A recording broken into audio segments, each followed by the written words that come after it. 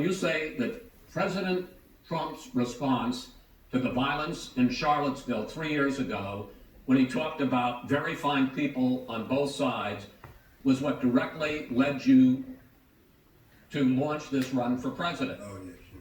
President Trump, you have often said that you believe you have done more for Black Americans than any president, with the possible exception of Abraham Lincoln. My question for the two of you is, why should voters trust you rather than your opponent to deal with the race issues facing this country over the next 4 years? Vice President Biden, you go first.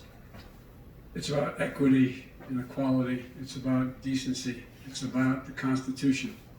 And we have never walked away from trying to require equity for everyone, equality for the whole of America.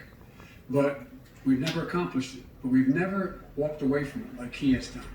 It is true. The reason I got in the races with those people, close your eyes. Remember what those people look like coming out of the fields carrying torches, their veins bulging, just spewing anti-Semitic bile, and accompanied by the Ku Klux Klan. A young woman got killed.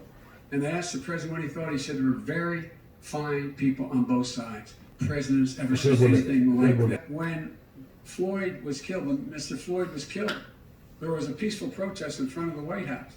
What did he do? He came out of his bunker, had the military use tear gas on him so he could walk across to a church and hold up a Bible. And then what happened after that? The bishop of that very church said that it was a disgrace. The general who was with him said all he ever wants to do is divide people, not unite people at all. This is a president who has used everything as a dog whistle to try to generate racist hatred, racist division. This is a man who, in fact, you talk about helping African Americans, 1 in 1,000 African Americans has been killed because of the coronavirus. And if he doesn't do something quickly, by the end of the year, 1 in 500 will have been killed. 1 in 500 African Americans. This man is the savior of African Americans. This man cares at all. This man's done virtually nothing. Look, the fact is that you have to look at what he talks about. You have to look at what he did. And what he did has been disastrous for the African American community.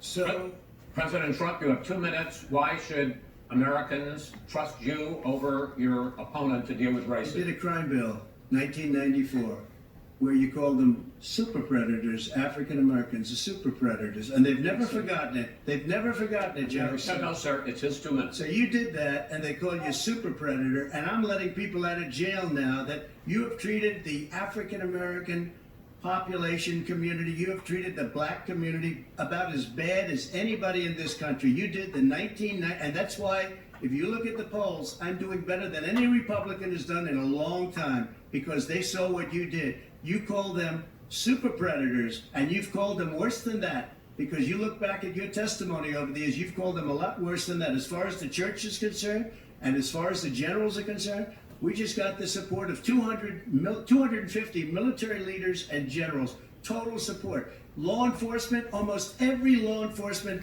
group in the United States. I have Florida, I have Texas, I have Ohio, I have, Portland. The sheriff just came out today and he said, I support President Trump. I don't think you have any law enforcement. You can't even say the word law enforcement, because if you say those words, you're going to lose all of your radical left supporters. And why aren't you saying those words, Joe? Why don't you say the words law enforcement? Because, you know what, if they called us in Portland, we would put out that fire in a half an hour, but they won't do it because they're run by radical left Democrats. If you look at Chicago, if you look at any place you want to look, Seattle, they heard we were coming in the following day and they put up their hands and we got back Seattle. Minneapolis, we got it back, Joe, because we believe in law and order, but you don't. The top 10 cities and just about the top 40 cities are run by Democrats and in many cases radical left. And they've got you wrapped around their finger, Joe, to a point where you don't want to say anything about law and order. And I'll tell you what, the people of this country want and demand law and order, and you're afraid to even say it. All right. I want to return to the question of race. Vice President Biden, after the grand jury and the